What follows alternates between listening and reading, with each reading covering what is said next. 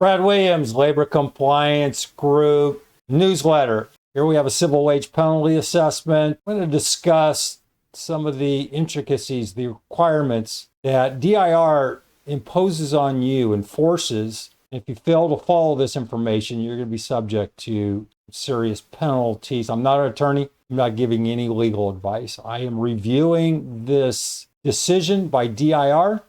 I'm going to share with you what I think are important issues that you need to recognize on your California Public Works project. Here we have a decision by DIR, and this is a civil wage penalty assessment. It's 33 pages. Ouch. A lot of stuff here. I'm not going through all 33 pages. I'm going to try to highlight some of the key points here. We have some numbers. We have some timelines. Civil wage penalty assessment. Time, June 23rd, 2025. This is the assessment. And then the final decision was 3 of 23. So you have a long time. This project was, well, let me just get into the issues here. We have Torrey Pines Road Slope Restoration Project and Torrey Pines Road Improvements. There are 2 assessments here. Unusual. This is the first that I've read. Typically, DIR will go after one project at a time. The first assessment, $22,000 for unpaid prevailing wages. That's critical. And then 12.7 in the Labor Code Section 1775, these are penalties. 1380 and 17.7, that's going to be your failure to pay training fund contributions. This Labor Code 1775 is going to be for underpayment of prevailing wages. September 29, 2020 for City of San Diego. There's also a second project, 1658 unpaid prevailing wages, $9,000 in penalties.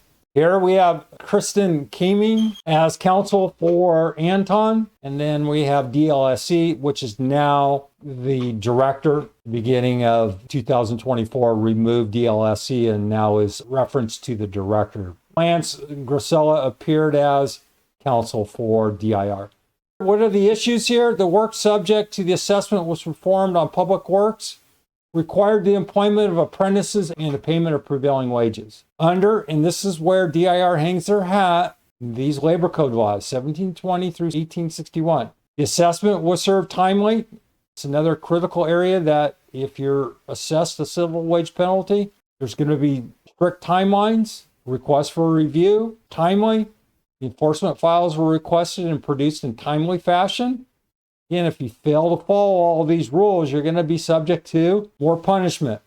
No back wages were paid or deposits made with DIR as a result of the assessment. Thereafter, the parties filed respective exhibits. There's going to be a whole bunch of them here, 43. In other words, the defense is saying, no, DIR, you're wrong. And the state is going, well, we are right. They're going to compare the notes, and then the judge is going to make a final determination. So on January 28, we have dates as to when the information between both parties was submitted. They have their closing briefs, and then the final decision was in February 4, 2022. The issues at hand, whether Anton timely paid its employees the correct prevailing wage rate, whether Anton is liable for penalties assessed under 1775, whether Anton is liable for liquidated damage. Liquidated damages, if you underpaid a worker, civil wage penalty assessment is imposed on you. For example, this $22,000 for unpaid. The liquidated damages is double. In other words, that $22,000 is assessed against you automatically. Is it fair? No. But you signed that contract, you're liable. Whether Anton submitted contract award information to all applicable apprentice committees. Failed to do this, you're going to be subject to penalties. Whether Anton employed labor apprentices in the required minimum ratio. You fail to do this, you're going to be subject to penalties. Whether Anton is liable for penalties under 1770. So there's about 16 different penalties DIR can assess you. Whether you want to do public work projects, that's your decision. I think DIR should take a look at Davis-Bacon, rearrange how they work with public works people in California.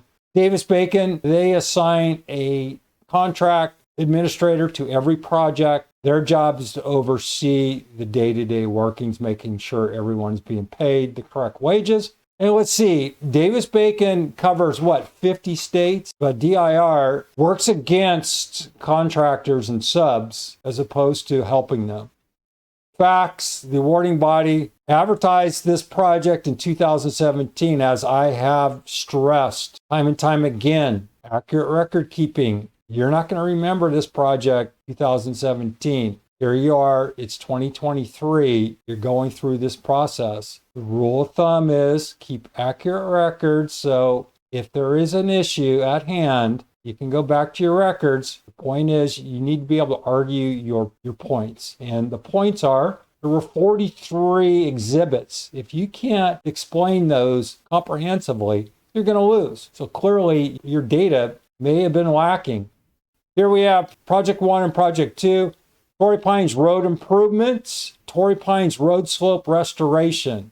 First project, installation of sidewalks, retaining curb walls, installation of pedestrian crossing, street lighting, asphalt concrete overlay. Looks like you're going to need to bring in some heavy equipment here.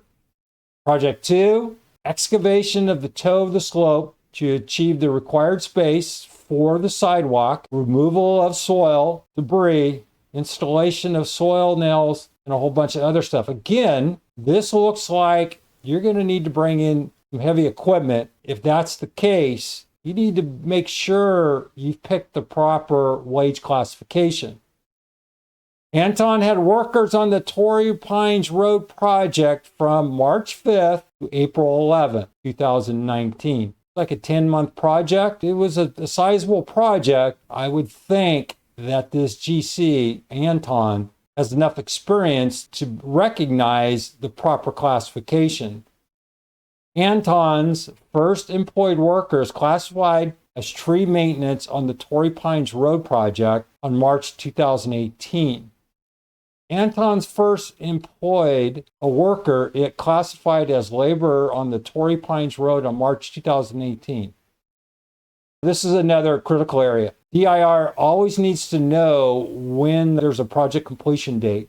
As a rule of thumb, if you're the GC, it could be a $4,000 project, it could be a $40 million project. Always ask for some type of sign-off. When was the project completed? Was it approved by awarding body? Make sure you get the project signed off. The complaint, in 2019, DLSE received a complaint from Center for Contract Compliance. If you don't know Center for Contract Compliance, they're disruptors. They have 7 different offices throughout California. They're union supported. They show up on sites and they start asking your workers a bunch of questions. Here with this Anton group, they're union. I don't know the numbers for Center for Contract Compliance. I think it's 75% non-union, 25% union, who they target. And they're self-appointed. They're federal management committees. They've been around for about 20 years. They have the authority to file a complaint against you. There's another group, and it's called Foundation for Fair Contracting, that follows the same guidelines. Again, they're disruptors. They will make life miserable for you. Here's what they're stating, that project as tree maintenance is the wrong classification, that it should be something different. They're also looking at labor, engineer, construction. DLC contends that Anton's underpaid workers classified laborers and operating engineers on the project. See, here's the problem. You're classifying your workers as laborers when I already pointed out you're working heavy equipment. That's not labor. There's going to be operating engineers. So you have a laborer. Clearly, you can use laborers. That's the case for this project. You also have to have operating engineers. As you'll see, clear that Anton was trying to skirt the issue here, and Anton was wrong. Tree maintenance. Now, was there any tree maintenance within this project? Well, let's see. As we move down here, this recognized here, they are a signature for the Associated General Contractors of America, San Diego Apprentice Committees, who they overpaid. Here it says, the underpayment occurred because Anton shorted the workers their basic hourly rate pay and used that money to pay a portion of the training fund contribution to this group here. Interesting. Another critical issue here is the timeline. DIR, if they have wage increases, 75% of the time, it is twice a year. And here they point out there was an increase August 22nd, 2017. And this project went from April to May. So it went over a 10-month period. And it crossed over this wage increase, and it appears that Anton didn't recognize this wage increase. So not only did they underpay their workers, they underpaid the wage increase, and they also failed to pay the higher training fund contribution. So here is the facts. DLSE found that Anton misclassified and underpaid workers as tree maintenance on the Torrey Pines Road Project, failed to pay training fund contributions for workers classified as laborers, and underpaid workers classified as laborers and operating engineers. It also found that Anton failed to timely submit contract award information for the laborer classification to the applicable apprenticeship committees. Again, you're subject to nasty penalties if you fail to follow these rules. Failed to request dispatch of labor apprentices from the apprenticeable committees. It did not employ labor apprentices in required ratio. The assessment stated that Anton underpaid the required prevailing wages in the amount of $22,000, underpaid training fund contributions of $494, and penalties $12,720. There you go. Looks like Anton wasn't familiar with the prevailing wage requirement, or they were just trying to skirt the issue. Their second project, again, they're going to follow the same guidelines, and they're going to be subject to penalties because they follow the same steps. They misclassified their workers, they underpaid their workers, failed to pay training fund contributions, failed to submit the awarding agent information, and failed to request apprentices. This is for the second project, and here are the facts. Anton certified payrolls accurately reflect, well, they got something right. They were doing their certified payroll records. I don't know what they were thinking here. They reflected the correct hours. They just didn't follow all the other requirements. Okay, DLSE contends that the workers who performed demolition and tree removal work on the project were required to be paid the minimum prevailing rate of the labor classification. Anton contends that it correctly classified its workers as tree maintenance based on the scope of the work for this classification. Now,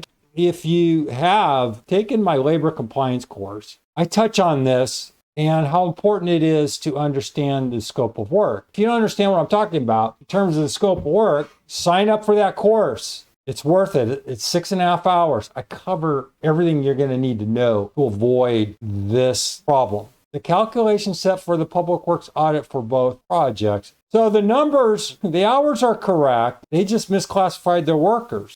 Anton is a signature contractor with the San Diego chapter of the Associated GC and is approved by agent to train. Okay, so the question I asked was, are they training apprentices? So yes, for the labor and operating engineer classification. So the question then is, Anton submitted a DAS 140 to AGC JAC for the labor classification on March 23rd. Now, if they're training their own apprentices, they just have to send, technically, they're only supposed to send it to one apprentice committee, and that's who they're signature. So it should have gone to this group here.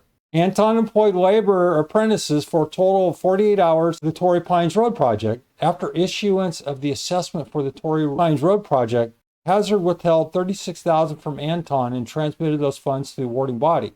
Looks like Hazard was the GC because there's an underpayment of funds. The GC, on behalf of Anton, the GC withheld $36,000, sent it to the awarding agent to be sorted out. The scope of work for tree maintenance says tree maintenance including trimming, pruning, topping, tree stump removal, grinding of stumps, root pruning, root barrier installation, and a whole bunch of other stuff. As it relates to maintenance, now keep in mind, there's two types of maintenance. So you have the day-to-day maintenance. Day-to-day maintenance would be your weekly mowing of a lawn or what have you around a public works owned property.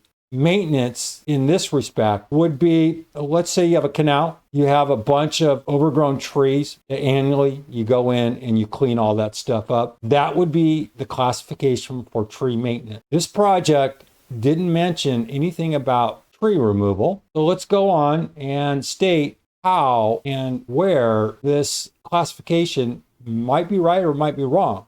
Further along in the scope of work, it says this agreement does not cover any work of any employee performing construction or landscape construction work, including work incidental to construction or post-construction maintenance during the plant installation or establishment period and tree trimmer utility line clearance work within the scope of work. If there's any construction related work, it's not under tree maintenance. Anton didn't read the scope of work. Otherwise, they would have selected the proper classification. The tree maintenance PWD is prevailing wage determination. Echo these exceptions. This determination does not apply to the work of landscape labor employed on landscape construction.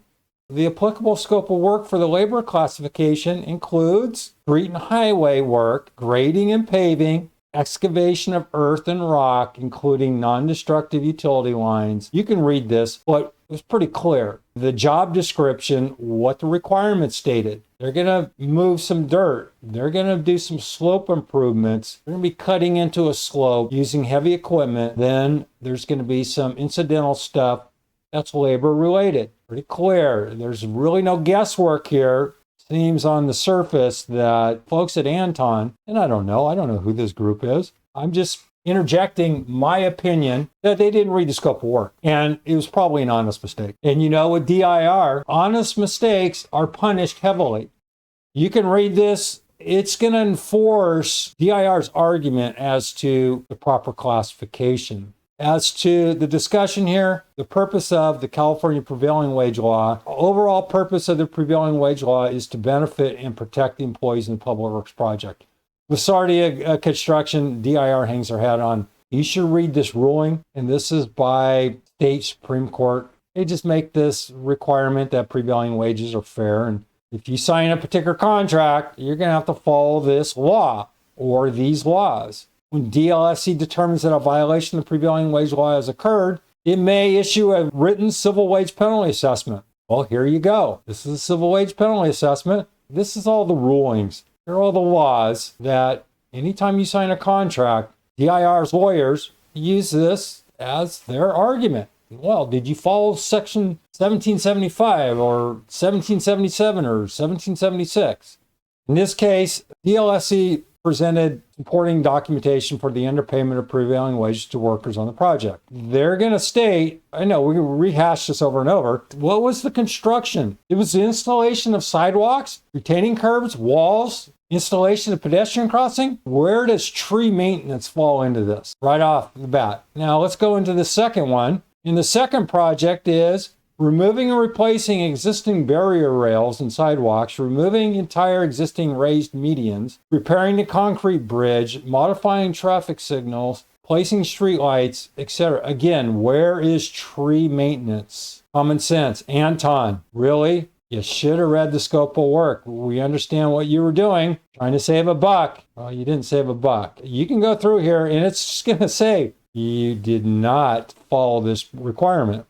All right, what Anton did get correct is they had labor classification. Another area of concern was, well, I've already mentioned it, was the maintenance scope of work provision established that the scope of work was for labor, not tree maintenance. Labor scope of work, street and highway work, grading and paving, excavation of rock, work in connection with the excavation of incidental building, including digging, trenches, etc. All work in the excavation, grading, preparation, and surface of streets. You can go on and you can see the point that DLSE is arguing. They're going to look at the scope of work and they're just going to compare apples to apples or apples to oranges. Based on contract documents describing the scope of work for the projects and the scope of work Anton performed on the projects, the scope of work for the classification for tree maintenance and labor, and the party stipulations concerning the accuracy of Anton CPRs and DLSE's calculation in its audits of the project, DLSE met its burden to present evidence showing prima facie support, means accurate support for the findings. And that is, there's a misclassification of workers. The DLSE also established support for Anton's underpayment of wages to worker it classified as labor and operating engineers. This resulted from shorting the workers' wages and overpaying training fund contributions. The applicable wage determination for the labor classification required training fund contribution of 69 cents per hour. However, as indicated by the audits for both projects, Anton paid training fund contributions for laborers at a rate of 79 cents per hour, which resulted in a 10-cent per hour underpayment in total prevailing wages for the workers. Likewise, the applicable wage determinations for the operating engineer classification requiring training fund contributions of dollars per hour. The audit for both projects showed that Anton paid training fund contributions for operating engineer a rate of $1.05 per hour, which resulted in a 5 cents per hour underpayment in wages for the worker classification as operating engineers. You getting the point here? This is where DIR busting out the microscope. And we're looking at 10 cents an hour on one classification and 5 cents an hour for operating engineer. Again, if you fail to follow these rules, you're going to be subject to penalties. If that's the case, then Anton needs to carry his burden of proof to show the assessments were incorrect. If you underpaid your workers, if you pull money out of your hourly rate to pay your training fund contributions, then you're wrong. And here's some arguments that Anton's making, that it's he said, she said kind of deal. And that is, the city said do this, and Anton's going to go, well, the city said for us to do something, but Anton has no proof of doing something not relevant to the contract. Anton contends that the scope of work for the tree maintenance classification covered the work performed by Anton on both projects. It cites the portion of tree maintenance scope of work provisions that indicate the types of work. However, Anton ignores the language immediately following that the portion of the tree maintenance scope of work provisions which expressly disclaims coverage of construction work. DIR is correct. Anton is not. What you're seeing here is the attorneys coming in after the fact to try to argue these points, where at the very beginning, had Anton read the scope of work or scopes of work, Anton would have been correct. Here we have a third attempt and a fourth attempt and a fifth attempt of the attorney for Anton continue to argue that it's all tree maintenance. And DIR says you failed to read the fact that work performed on construction or landscape construction contracts is excluded. And you got to give a thumbs up for the attorney attempting. But I guess if you have to try to argue a particular case, you have to provide something. And that's what the attorney did unsuccessfully. For these reasons, with regard to the underpayment of wages, Anton failed to satisfy its burden of proof. And it's clear, it's not that difficult to differentiate the scope of works for tree maintenance and labor. Then we're going to go into failure to pay training fund contributions. You're going to see if you underpaid, you're going to be subject to penalties. You can see here, the training fund contributions, $494 and $38.64. So you can see that 10 cents an hour, it added up to $494 penalty. That 5 cents an hour, this was for operating engineer. Over here, that was the 10 cents an hour. And then for labor, it was 5 cents an hour. Misclassification. In that August 22nd wage increase, that could have been overlooked here in terms of the operating engineer and the labor. Anton's failure to prove the labor commissioners abused her discretion. This is a normal, you'll read this again and again and again. To support this channel, check out my courses. Here we have this great Understanding California DIR Labor Compliance Rules and Regulations. This is comprehensive. This is going to cover the A to Z of DIR in terms of legal compliance. Federal Davis-Bacon FAQs. This is I call it my pocketbook. This is just a go-to. If you're familiar with Davis-Bacon, but there's many questions related to Davis-Bacon, here's your source. San Francisco Local Hire. If you're doing work in San Francisco, you need to review this. Navigating DIR websites, more there than you think. There really is more there than you think. This is a complement to the compliance course. It is an absolute necessity. California Prevailing Wages FAQ, similar to this Davis-Bacon. If you're familiar with California Prevailing Wages, there's a lot of questions that you may have answers to, but then there's a lot that you might not. This is, I call it just the handbook of FAQs related to DIR. Federal Davis-Bacon Contractor's Guide. You're doing Davis-Bacon related work and you're shooting from the hip, don't. Take a look at this course. It's going to answer a lot of those questions that DIR is going to mandate. It's going to require upon you. And consulting. I still do consulting. If you want to do one-on-one one-on-one training. Still do Davis-Bacon and DIR related training. If you need a large project monitored, 5 million above, I'll take a look. And if you have questions that you can't find answers to, give me a call, email me. If this newsletter has been helpful, subscribe, give me a thumbs up, hit that like button, check out the links below. The bottom line here is you, as the GC, always have to prove the burden. And the question then is, to what extent do we have to prove this? But first and foremost, if you can't argue the scope of work, then you're going to lose. So then the next thing is, the burden here is these prevailing wages, and it looks like there were 106 prevailing wage violations.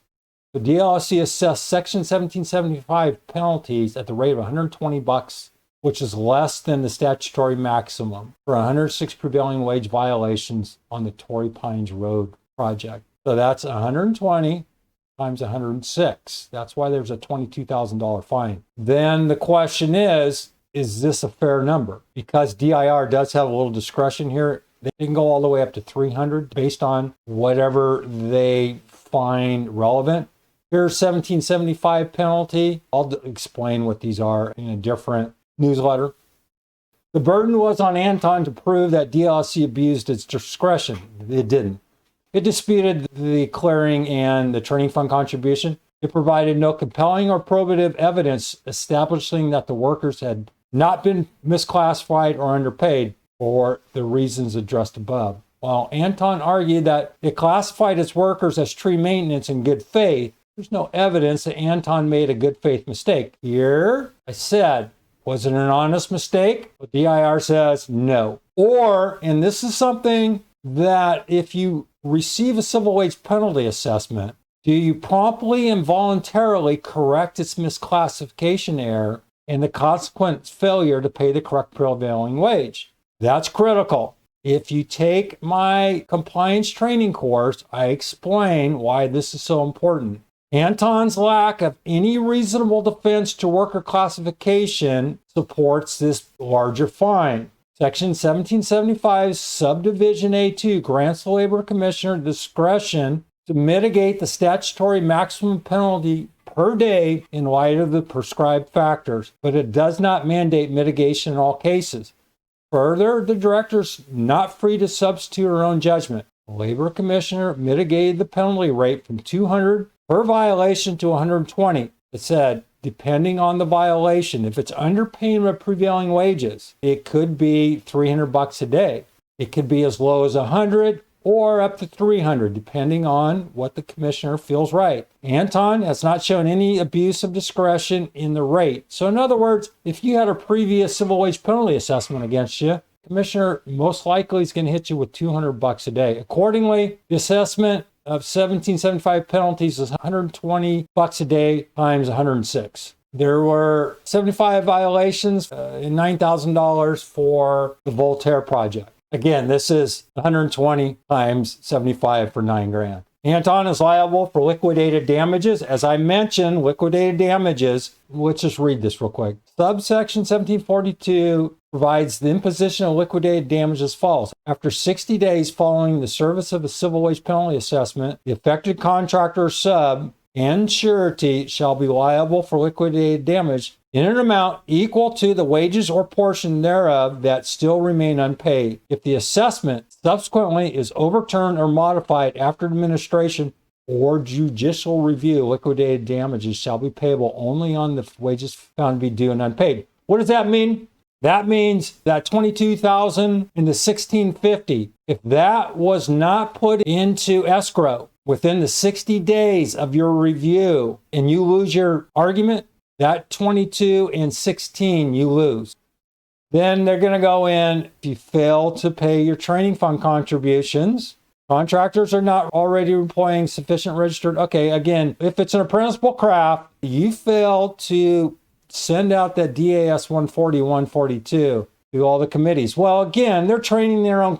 You assign the classification as tree maintenance. You look to see if, and this is regards to hiring apprentices. So you have tree maintenance labor. You send your DAS 140 to 142 for that classification. what happens if it's the wrong classification? You're going to be subject to 1777, 1775 requirement for failure to submit the DAS 140, 142 to the proper committees. You misclassify, you send the information to the wrong committees or not at all, and you're going to be subject to penalties. Right here, in this matter, the record demonstrates that Anton violated the apprenticeship requirements. Both the labor and operating engineer classifications are principal crafts. As a signatory contractor with AGC JAC, Anton was required to submit contract award information to AGC JAC prior to the commencement of work on the project.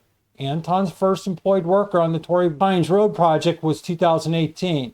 Anton did not submit contracted award information for either craft to AGC. Therefore, Anton's submission of contract award information was untimely.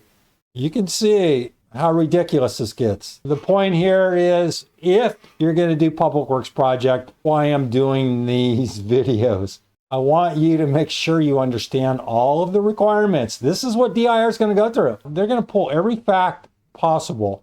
It is undisputed that Anton did not employ sufficient labor apprentices in the required ratio, based on Anton's misclassification of workers as tree maintenance rather than labor. Anton employed 812 hours of journey level labor work between March 5th, 2018 and the first day a journey level worker performed labor work, and December 29, 2018, the last day a journey person labor worked on the Torrey Pines project. Ouch. I say ouch preemptively because they're 812 hours.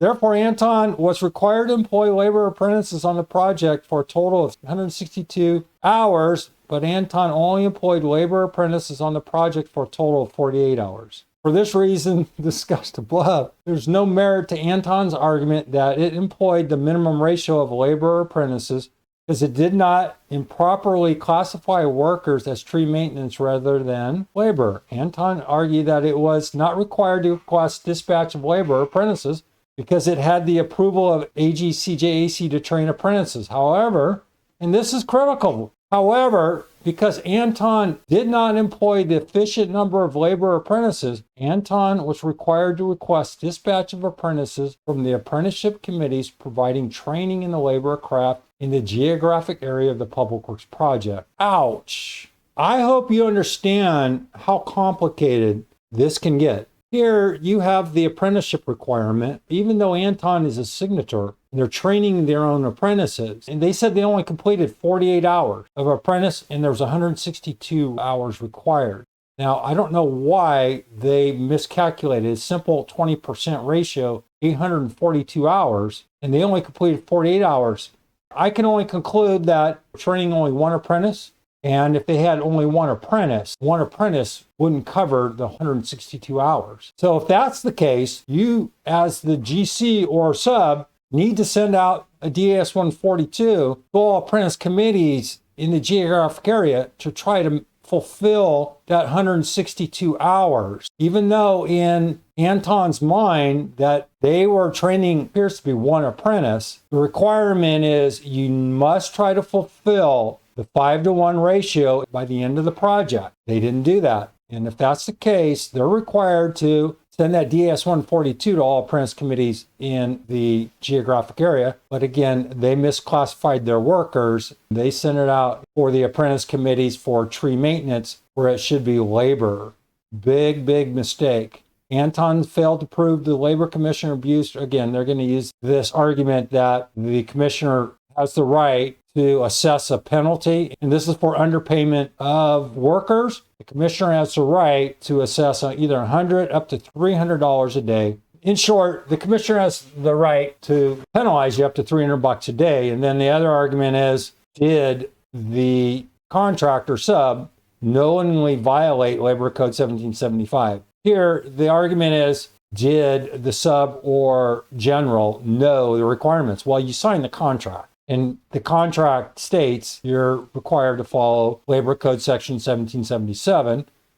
Failure to provide a contract award notice is a continuing violation of the duration of the work, starting no later than. So here, your failure to submit that DAS 140, 142, you're going to be subject to an ongoing penalty until that document is sent to Labor Committee. Failure to provide a contract award notice to DAS 140 is a continuing violation. That means the clock is ticking until that DAS 142 is sent to all committees. Your failure to do that could end up being significant. The argument continues here as to the different exhibits, et cetera, et cetera. Well, I'm not going to go over that. But in the end, Anton was required to employ labor apprentices on the project for 162 hours. They only did 48. DL imposed a penalty rate of $60 per violation for Anton's apprenticeship violations, which is less than the statutory requirement. DLSE calculated 23 calendar days of noncompliance based on the 17 calendar days between March 5th, 2018 to March 2018, 23, the first day Anton employed workers on the project, when Anton submitted contract award information to the AGJAC. Anton was late in terms of sending out that DAS 140, and they got penalized. All I'm saying is, ouch. This is a complicated civil wage penalty assessment. Very, very complicated. 33 pages. And in the end, Anton Service did not timely pay its employees the correct prevailing wage rate for all hours worked. 22 grand. Did not timely pay its employees for prevailing wages. Another 1,600. So right there, that's 23,630 about. Anton did not properly pay the required training fund contributions. So there's $494 penalty there. That's for Project 1. Project 2 is $38.64. Anton is liable for penalties assessed pursuant to 1775, $12,720. Anton is liable for penalties assessed pursuant to the second project, $9 grand. Remember I said it's $120 a day? Anton is liable for liquidated damages. That's at 23 grand. Anton failed to submit contract award information to all applicable apprentice committees for phase 2. Anton failed to employ apprentices in the required minimum ratio for phase 2. Anton is liable for penalties assessed pursuant to 1777. So in the end, you get 22 grand right here. Liquidated damages, 22 grand. $58,000. Is this ridiculous? Well, I think liquidated damage is ridiculous. As though the 22 grand, the 4, and the 12 aren't bad enough. Then the second project, you have 1650 liquidated damages. $70,000 penalty. As I stated, for the many, many, many people who have taken my labor compliance training, the average penalty is 88 grand. This is as of 4/3/23. This project started in 2017. So in short, this particular civil wage penalty covers the A to Z of problems. It seems like Anton just was trying to underpay their workers. And yes, I suspect this 22 grand fine is appropriate. This 494 is really, really, really oversight. The 12.7 penalties, this is just DIR. I think Anton is subject to these penalties, and the liquidated damages, I think, is just abusive on part of DIR. But look, tell me what you think. Comment. Say, look, DIR are a bunch of knuckleheads. They are abusive. They are the Darth Vader of public works, and I agree. They can improve the A to Z. Or, look, you could be a union person going, no, screw you, Brad. The rules are the rules, and we're just following the rules. We pay our workers accordingly. This is open for discussion. I bring these to light so you can get an understanding of what really goes on under the hood with a civil wage penalty assessment. Brad Williams, Labor Compliance Group. Thanks for watching.